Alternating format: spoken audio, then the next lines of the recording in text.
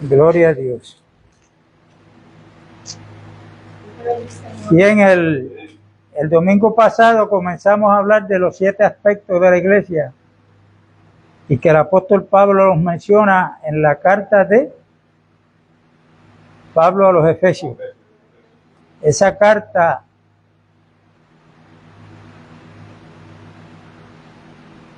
es un tesoro lo que hay ahí, enseñanza para la iglesia, igual que la de los Gálatas.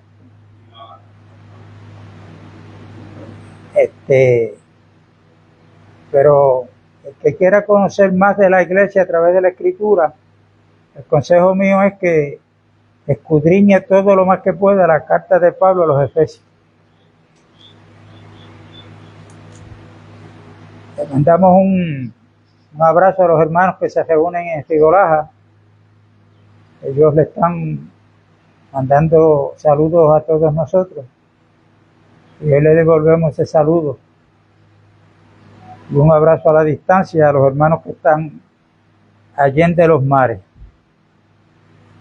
Padre, te damos gracias en el nombre de Jesús por este día que nos has regalado. Tus misericordias que son nuevas cada mañana para que las disfrutemos. Si no fuera por tu misericordia, Padre, ¿qué sería de nosotros? Gracias, Padre, por Jesucristo, nuestro Señor y Salvador, quien dio su vida en rescate por la nuestra.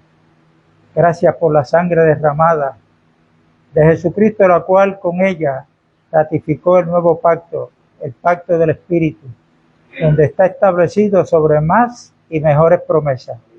Te damos gracias en el nombre de Jesús. Amén, amén.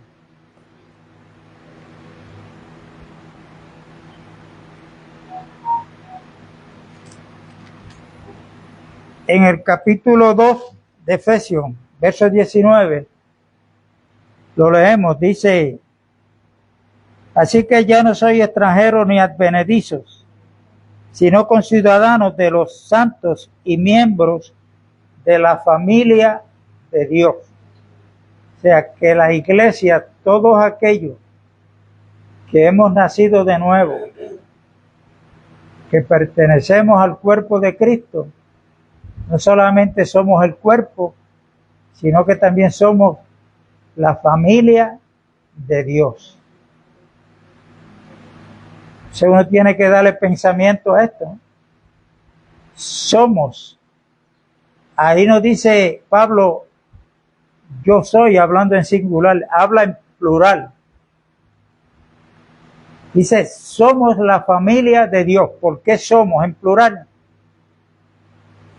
Porque Padre Celestial hay uno solo, es Dios. Y el Dios de cada creyente, el Dios del hermano Heriberto es el mismo Dios mío, el mismo Padre de Juan es el mismo Padre mío, hablando desde el punto de vista espiritual. Somos la familia de Dios. Y esto hay que tomarlo con el peso que esto amerita, para que nosotros sepamos cuál es nuestra identidad. O sea, nosotros no estamos para identificarnos con el nombre de una denominación, sino estamos para presentarnos con la única identidad que Cristo nos ha dado, es que somos hijos de Dios. Soy un miembro del cuerpo de Cristo. Amén. O sea que esto tiene gran peso para nosotros, para que lo leamos, le pidamos a Dios entendimiento, que el Espíritu Santo nos revele. Y todo lo que somos y podemos decir, y lo que Pablo dice a través de esta carta, recuerden que siempre es por la gracia de Dios. Éramos inmerecedores, pero Dios por su gracia nos ha dado todo lo que tenemos en Cristo Jesús.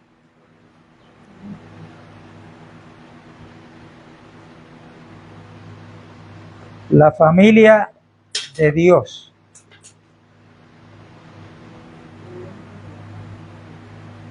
Y como habíamos dicho, la familia de Dios está llena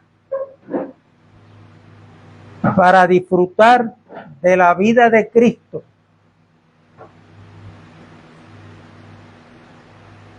Y a Él como persona. Y en esto tenemos que tener cuidado,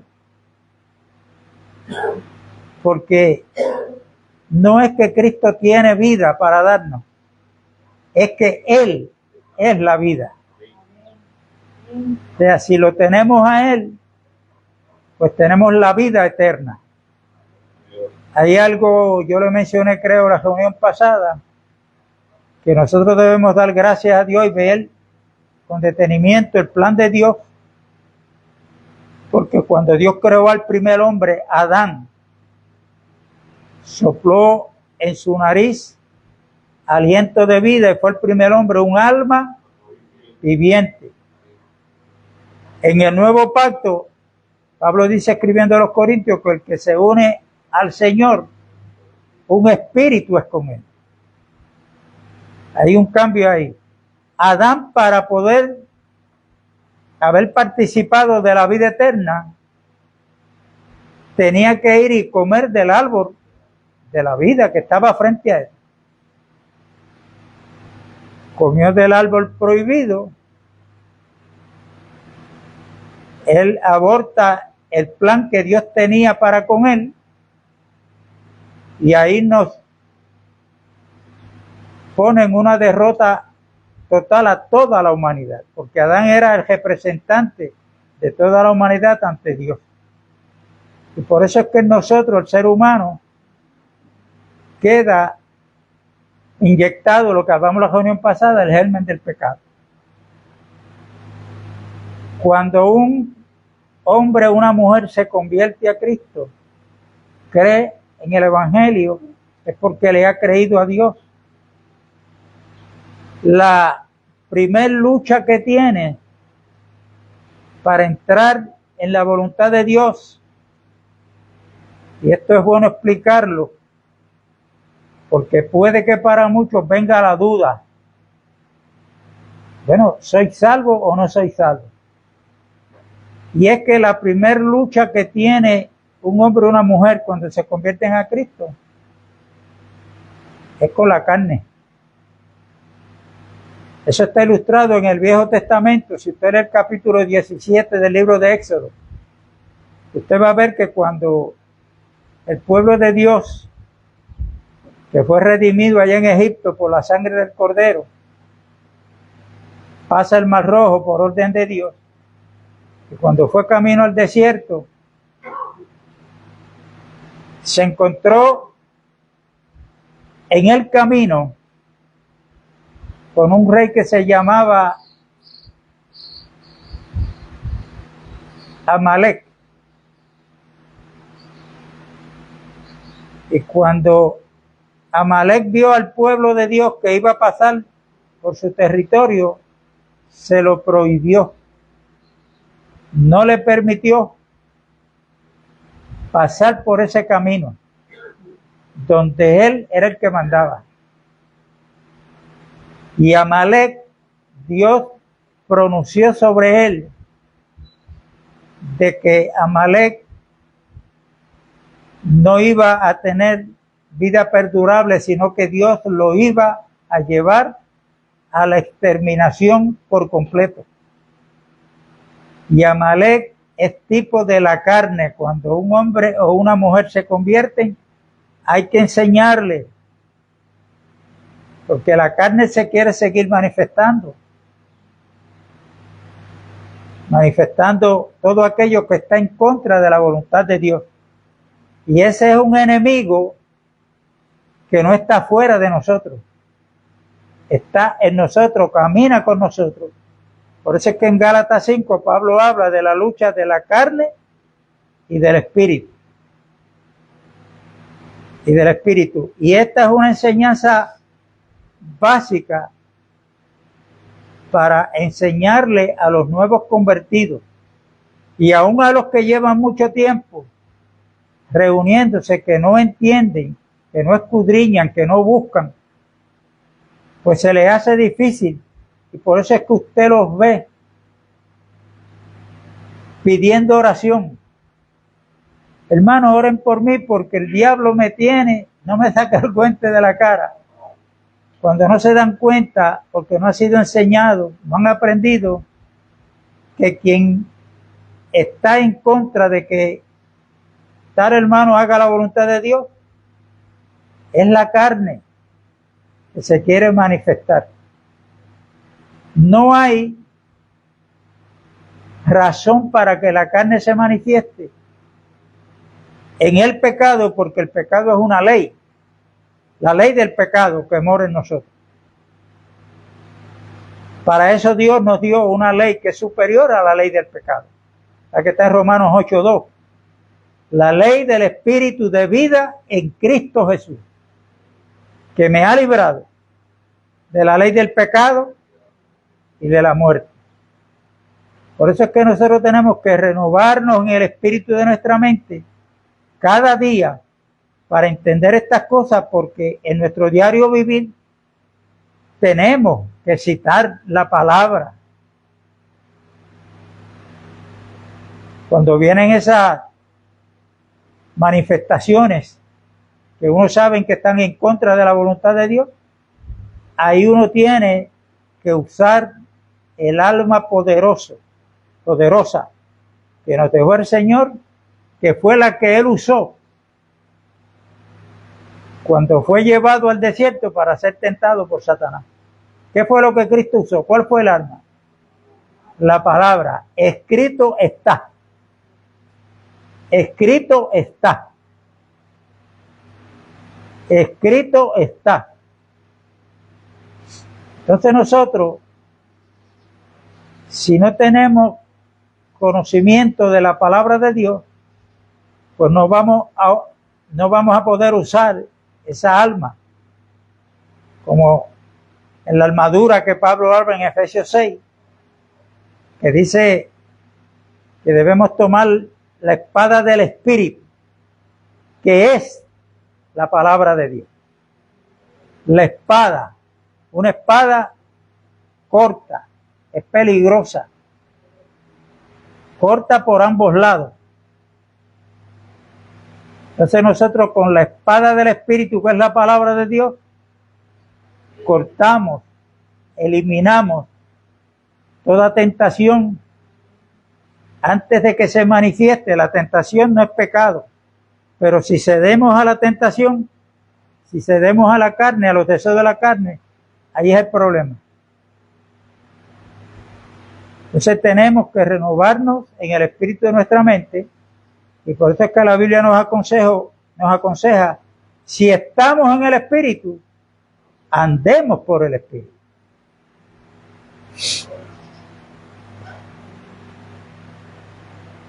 Y aquí hay un aspecto de la iglesia que, por lo menos en los 40 años que yo tengo de convertido al Señor, yo no he escuchado a nadie enseñando o predicando una enseñanza sobre que nosotros somos el edificio de Dios.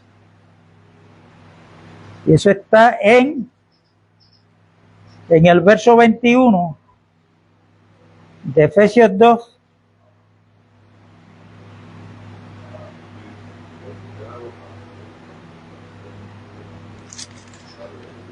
En quien todo el edificio bien coordinado va creciendo para ser un templo santo en el Señor.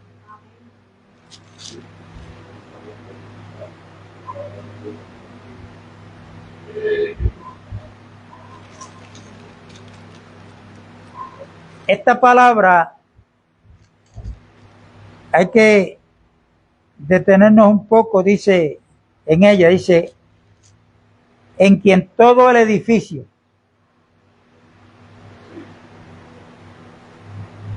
bien coordinado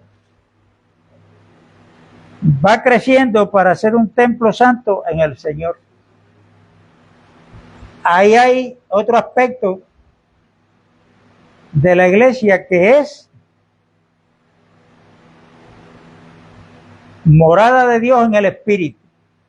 Pero ¿a quién usted ha escuchado enseñando de que somos el edificio de Dios? Y un edificio, tenemos que pensar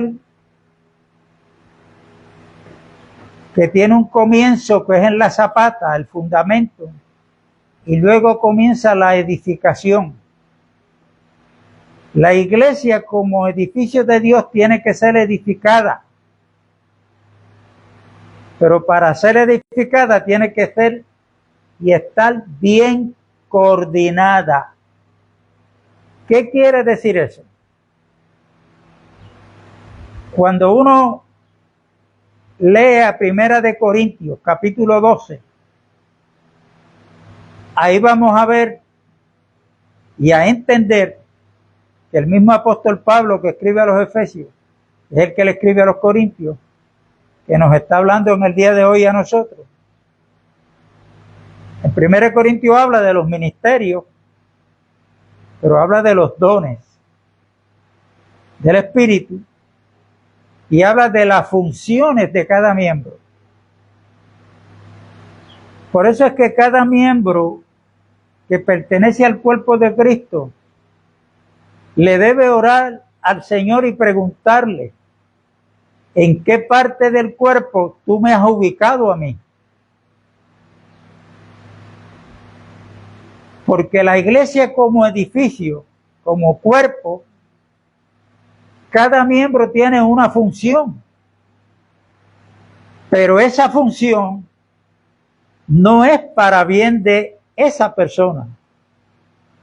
La función de cada miembro es para beneficio del cuerpo. Por ejemplo, aquí hay un miembro de este cuerpo mío, que es el brazo. Este brazo no funciona para beneficio de él.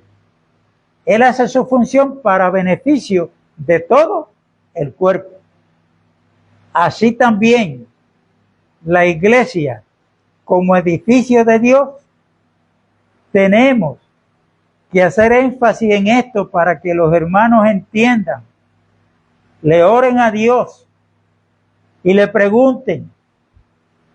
Ahora recuerde que a cada uno le es dada la manifestación del Espíritu para provecho. O sea, que si Dios lo ha querido y quiere usarlo a usted en la predicación del Evangelio como evangelista, Dios va a llevar a cabo en usted el querer como el hacer. Y usted se va a ir dando cuenta. ¿Para qué? Para que usted ponga interés, ponga atención en qué es que Dios lo quiere usar y se dedique a estudiar lo que es el Evangelio, porque es lo que usted tiene como evangelista que predicarle al inconverso. Las buenas nuevas de salvación. No lo que Dios va a hacer por ese pecador, sino lo que ya Dios hizo. Y el evangelio que hay que predicar no es el evangelio de los santos evangélicos. Es el evangelio que Cristo predicó y dejó. El evangelio del reino de Dios. Al inconverso hay que enseñarle que fuera de Cristo está en esclavitud. ¿En esclavitud de quién? Del pecado. Y es hijo de ira. Es lo mismo que decir hijo del diablo. Es lo mismo como le dijo Cristo a los fariseos, que decían: nosotros tenemos un Padre que es Dios. Y Cristo le dijo: bueno, si vuestro Padre fuera Dios, entonces no harían conmigo o las obras que quieren hacer conmigo. Y en esa conversación, Jesucristo le bajó por el medio del plato y le dijo: ustedes son hijos del diablo, y las obras de él es la que ustedes quieren hacer. Porque Satanás es un homicida desde el principio. Un homicida es uno que le quita la vida a otro. ¿Por qué Cristo dijo que Satanás era homicida desde el principio? Bueno, cuando uno va a Génesis capítulo 2, uno dice, Caín mató a Abel. Pero ¿quién era el que estaba poseyendo a Caín? Porque Juan dice que Caín era hijo del diablo. O sea que el diablo a través de Caín le quitó la vida a Abel. La vida física. Nosotros tenemos que tener cuidado porque Satanás es una estratega. Pablo dice, no podemos ignorar sus maquinaciones. Y hoy, al principio de la iglesia, Satanás comenzó a matar a los cristianos, usando a otros seres humanos para que le quitaran la vida a los que invocaban el nombre del Señor, usando a los leones, donde muchos creyentes murieron. Y Satanás aprendió la lección que mientras más creyentes mataba, más se convertían a Cristo. Entonces, ¿cómo él está actuando desde que aprendió la lección? Satanás está tratando de matarnos a nosotros, pero espiritualmente, creyendo, como dice Pablo, en doctrinas de demonios. Nosotros tenemos que tener mucho cuidado porque no todo lo que brilla es oro. Yo no sé cuántos están viendo los mensajes que hay en YouTube, cuántas manifestaciones hay ahí. Que si uno entiende, tiene conocimiento bíblico, va a entender que las manifestaciones que están habiendo en muchas congregaciones se las están atribuyendo al Espíritu Santo y no es el Espíritu Santo el que está actuando ahí. Son espíritus de demonios. Pero lamentablemente muchos creyentes se dejan llevar por las emociones, por lo que ven. Y hay que tener cuidado porque la blasfemia contra el Espíritu Santo no tiene perdón. Pero la Biblia me dice a mí que yo debo tener un crecimiento espiritual para discernir si lo que se está manifestando es de Dios o no es de Dios. ¿Entiende? Y hay un aviso escritural para los creyentes que en los postreros tiempos en los cuales nosotros estamos viviendo ya, muchos van a apartar el oído de la verdad, se van a ir tras las fábulas.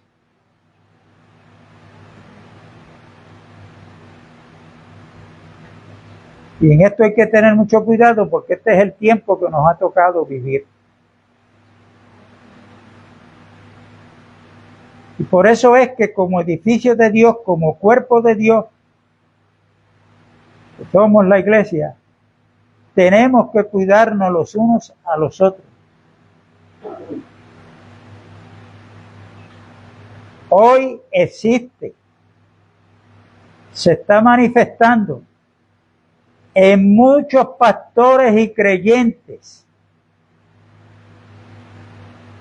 el espíritu de Caín, que era el espíritu del diablo.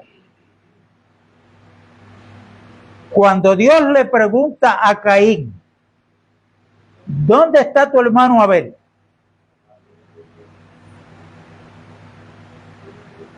Porque su sangre está clamando a mí desde la tierra. ¿Qué le contestó Caín? ¿Acaso soy yo guarda de mi hermano? Entonces hoy la religión ha hecho tanto daño que usted se cree que con ir a la reunión ya cumplió. Es como cuando era católico. Usted estaba una hora allí en la misa, pues ya cumplió y cogió la calle de su cuenta. A seguir viviendo como la carne le gusta. Ya cumplí. Mire, hay un % bien alto de creyentes que se creen que porque llevan la ofrenda, el diezmo, y fueron a la reunión, ya cumplieron. Y cuando viene la otra reunión, que miran para el lado, no ven al hermano, todo lo quieren pagar con oración, y a veces hasta culpan a Dios en la oración.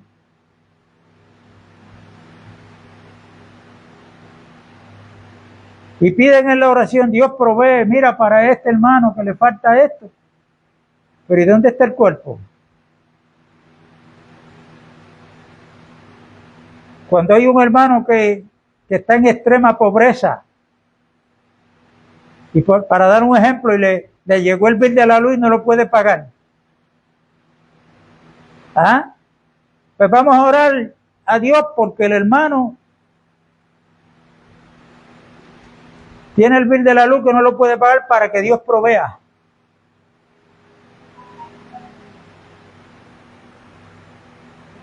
¿Cómo están las carteras de los hermanos y de los pastores?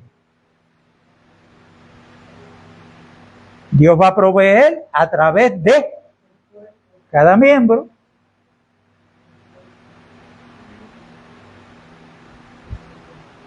Y el espíritu que debe permear en la iglesia es el espíritu de Cristo.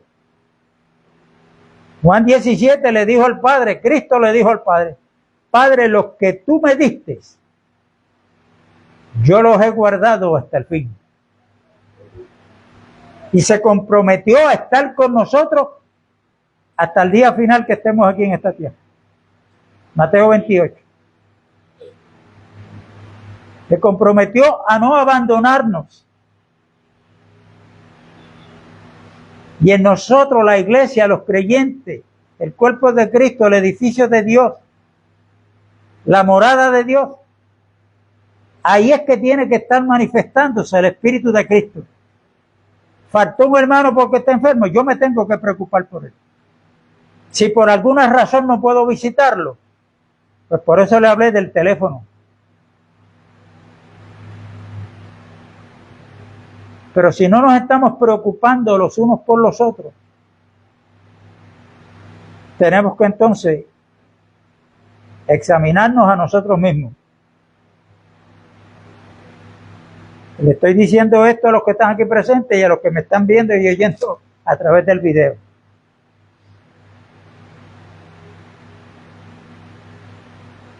Porque eso está sucediendo. ¿Por qué? Porque como se le ha enseñado que el edificio es la casa de Dios, que es el templo donde Dios mora. Cuando la Biblia dice que Dios no mora en templos hechos por manos humanas, y le ha dado la cita para que lo lean, Hechos 17, léanlo. Dios no necesita de nosotros. Nosotros necesitamos a Dios y de Dios.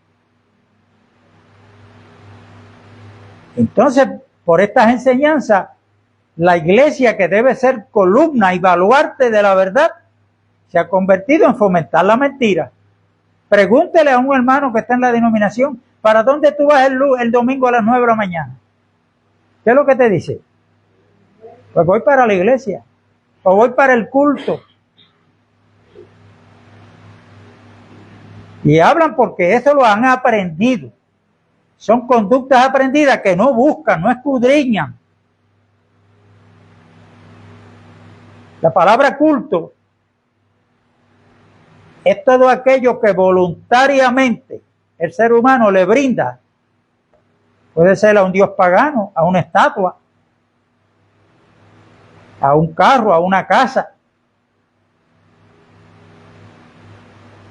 Pero ¿qué es lo que dice Romanos capítulo 12 respecto a nosotros en cuanto al culto?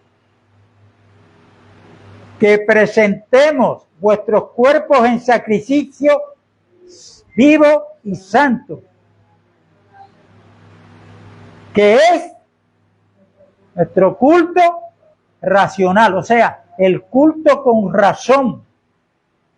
Es el único que tenemos de presentarle este cuerpo a Dios, que es nuestro culto con razón. ¿Y por qué este cuerpo? Porque ya no nos pertenecemos a nosotros. Cristo nos compró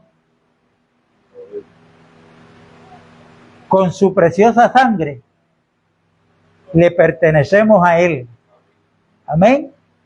Si cada uno de los que está aquí me está oyendo tiene un vehículo, fue porque lo compró. Y usted puede decir que ese vehículo es suyo. ¿Y para qué usted lo compró? Bueno, para usted usarlo, de ir al trabajo en él, ir a hacer compras. Cuando tiene que salir, pues ahí está mi carro que yo compré. Pues Cristo nos compró para que Él nos use. Le pertenecemos a Él.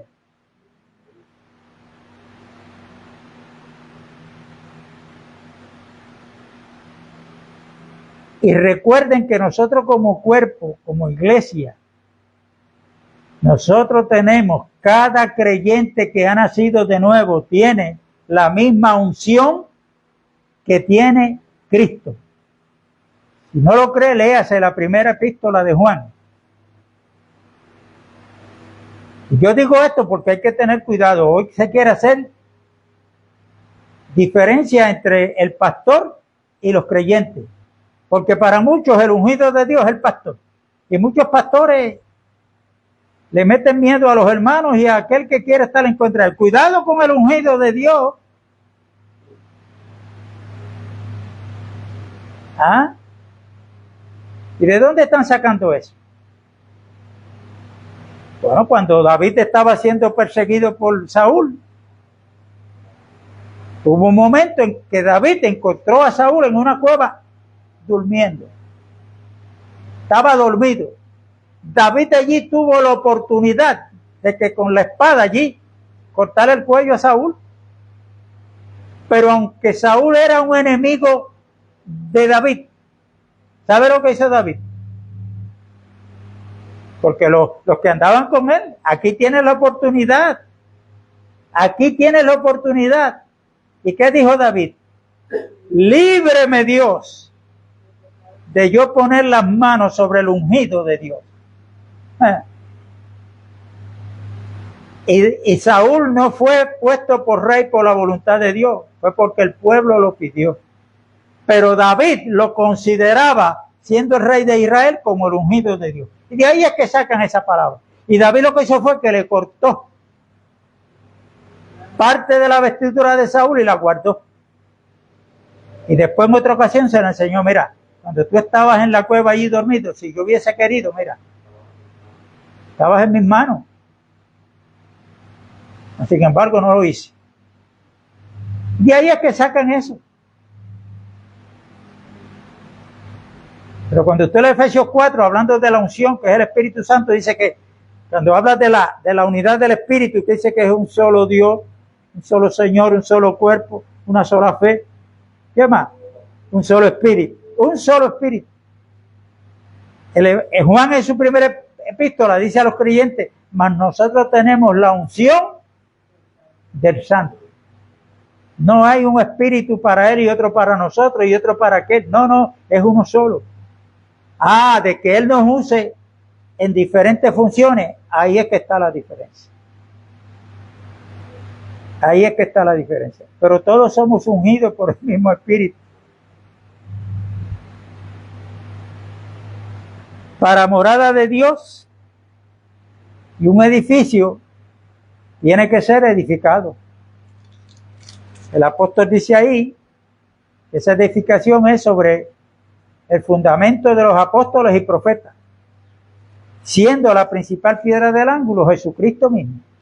O sea, Jesucristo es el fundamento, dice Pablo en 1 Corintios 3. Nadie puede poner otro fundamento, el cual ya Dios puso, que es Cristo Jesús. Y sobre Cristo la iglesia tiene que ser edificada. Y lo lindo es que Él mismo se comprometió. En Mateo 16, cuando le dijo a Pedro, sobre esta roca yo edificaré mi iglesia. Así es que la función que yo esté haciendo en la iglesia del Señor es porque al Señor le ha placido. Y a través de este miembro Él se manifiesta. Porque si lo tenemos a Él, lo disfrutamos a Él como vida, también lo tenemos como personas. Entonces, ahí es donde descubrimos las riquezas que están en Cristo Jesús. Que Él no se manifiesta a través de un miembro, nada más. La manifestación de Cristo es a través de cada uno de los miembros de su cuerpo.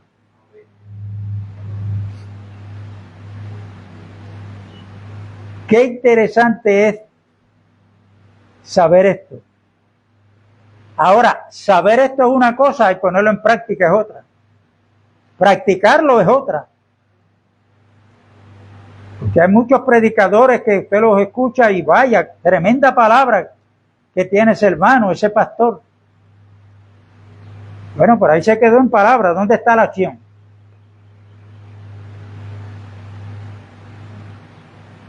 ¿A cuánto yo le he hablado el tema este de la iglesia? Que los cristianos están fomentando la mentira. No, hermano, la iglesia somos nosotros. En ese momento para defenderse. Pero a la media hora usted le dice, ¿cuándo usted va el domingo? Pues para la iglesia. O sea, porque tenemos que aprender a hablar. El apóstol Pedro dice, si alguno ministra, ministre conforme al poder que Dios da. Pero si alguno habla, hable conforme a la palabra de Dios.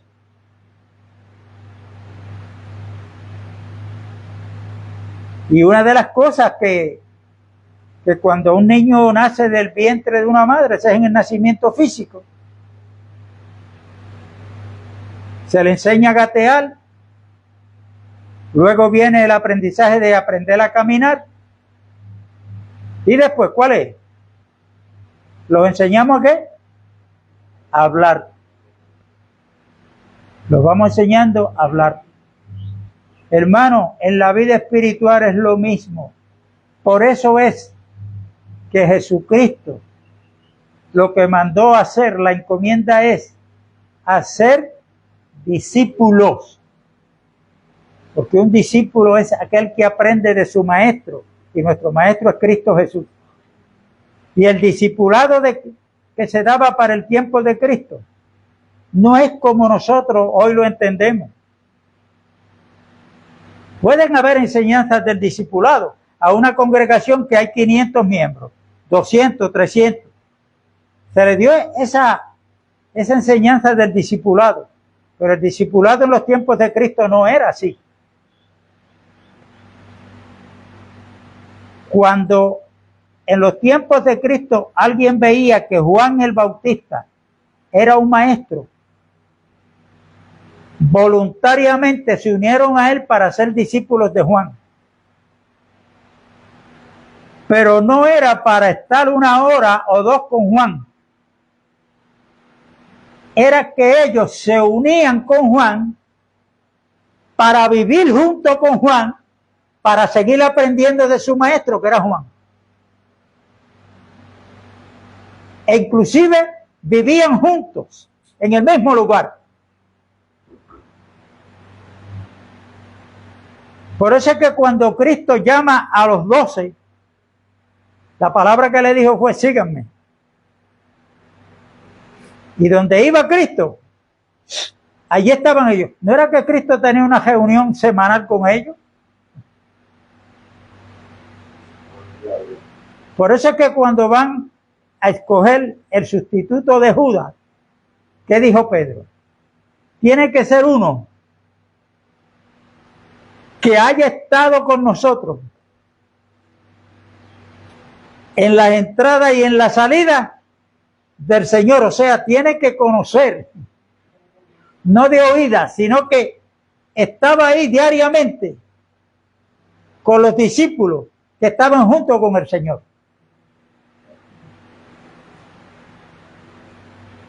Eso Andrés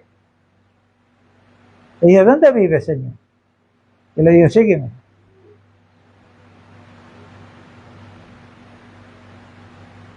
Y es que el discipulado bíblico no es tener a 100 o 200 personas para usted tirar un mensaje y ya está. Y el mensaje puede ser bíblico. Pero el discipulado bíblico es que usted no más de 12 personas, las tenga para que usted le dedique tiempo, como le dijo Pablo a Timoteo.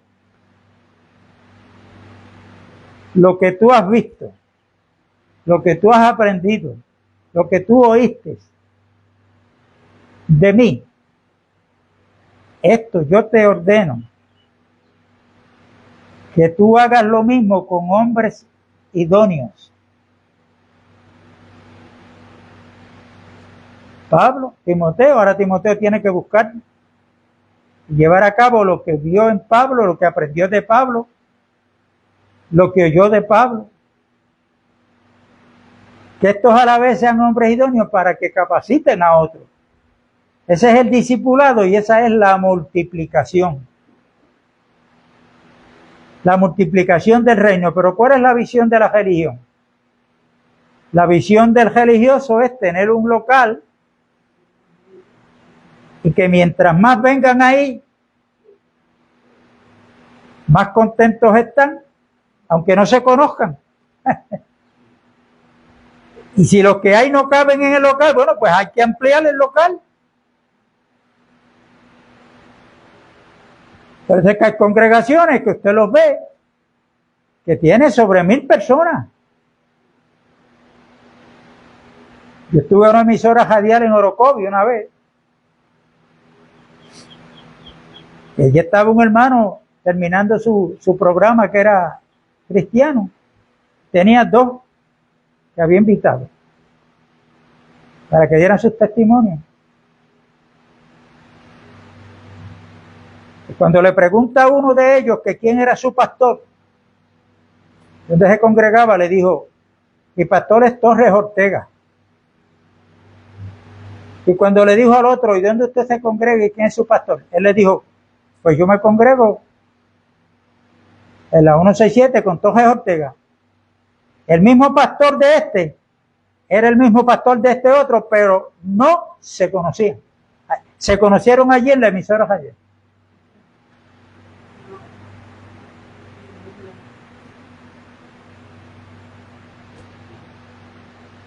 Y hay una confusión, la religión ha hecho mucho daño, hermano, mucho daño. O sea, por eso es que no nos dejemos llevar por las multitudes. Si usted lee con cuidado a Mateo, Marcos, Lucas y Juan, a los más que directamente Cristo le hablaba era a las multitudes. A los discípulos él los cogía aparte y les enseñaba, porque él iba a dar una encomienda. Por eso es que ellos tenían que vivir junto con Cristo. Por eso es que el número 12 tipifica la autoridad celestial. Él dejó a 12 capacitados y lo que le faltaba, pues el Espíritu Santo se lo completó a esos 12 hombres. ¿Entiendes?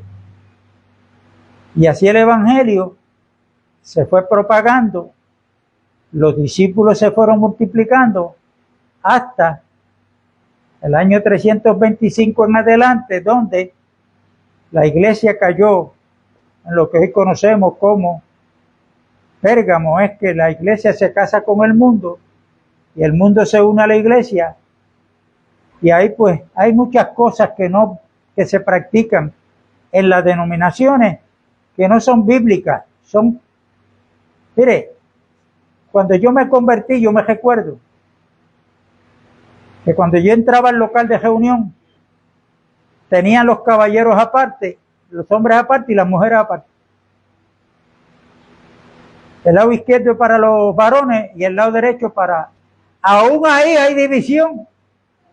¿De dónde sale eso? ¿De dónde salen las sociedades? Sociedad de caballeros, sociedad de damas, sociedad de niños, sociedad de jóvenes. ¿De dónde sale eso? Eso es Roma en nuestros cultos. Lo que pasa es que es el mismo perro, lo que le cambia es el collar. Pero en la Biblia no hay nada de eso, de sociedad de damas, de caballeros. Somos un cuerpo, el cuerpo de Cristo. el edificio de Dios, el templo donde Dios mora por medio de su Espíritu. Y a nosotros se nos va a tratar de que volvamos para atrás. Por eso es que tenemos que estar preparados. Por eso yo ministro la palabra, porque tengo que hacerlo. Hayan 3, hayan 4, hayan 10, como si hubieran 100.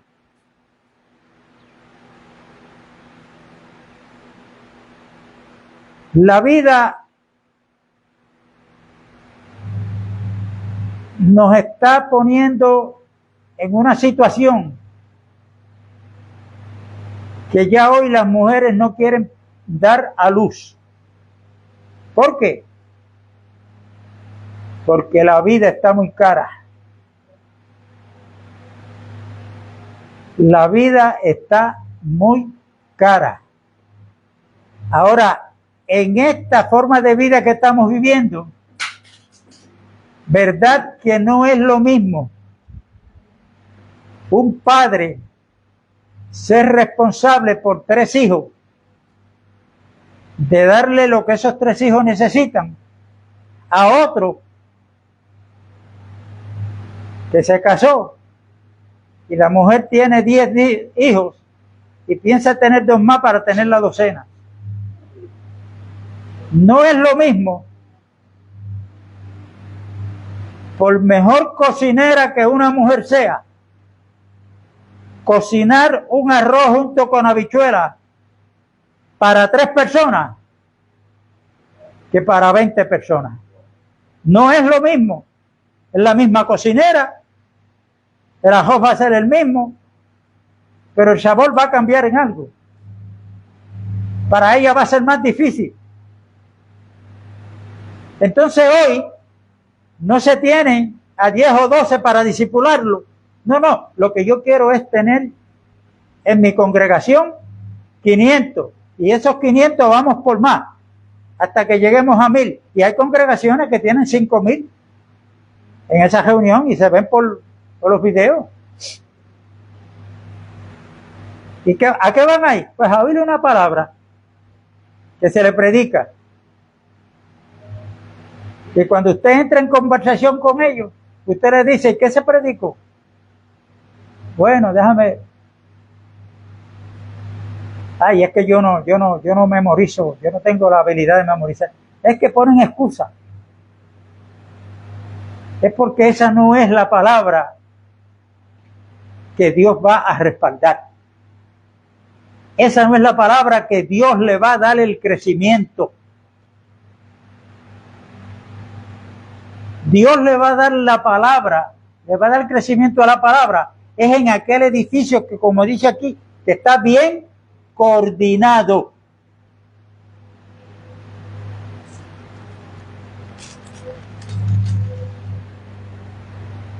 Bien coordinado, como dice Efesios 4. Hasta que todos lleguemos a la unidad de la fe, a la estatura del varón perfecto, que es Cristo Jesús. Para que ya no seamos niños fluctuantes, llevados por doquiera de todo viento de doctrina por estratagemas de hombres, que para engañar emplean con astucia las artimañas del error, sino que siguiendo la verdad en amor, crezcamos en todo, en aquel que es la cabeza, esto es Cristo Jesús. De acuerdo a la función de cada miembro, y que cada ligamento hace su función también, porque aquí yo tengo el mollero, tengo el antebrazo, pero aquí en el centro hay una coyuntura.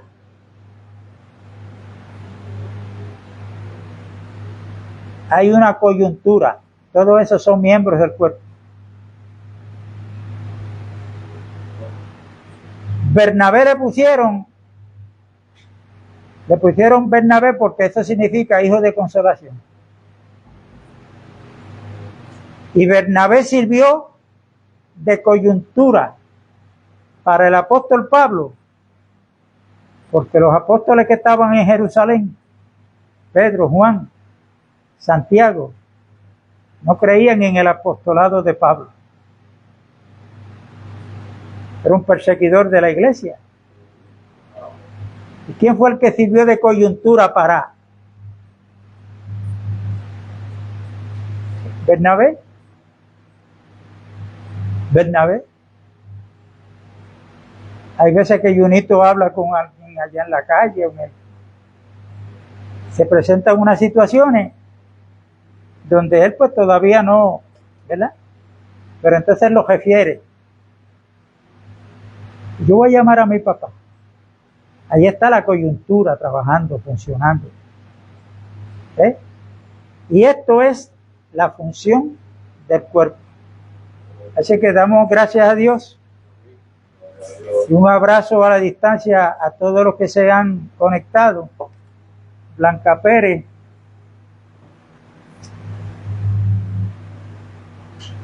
no leo los nombres completos, no los puedo leer. Un abrazo a la distancia y saludos para todos. Y nos vemos el próximo domingo.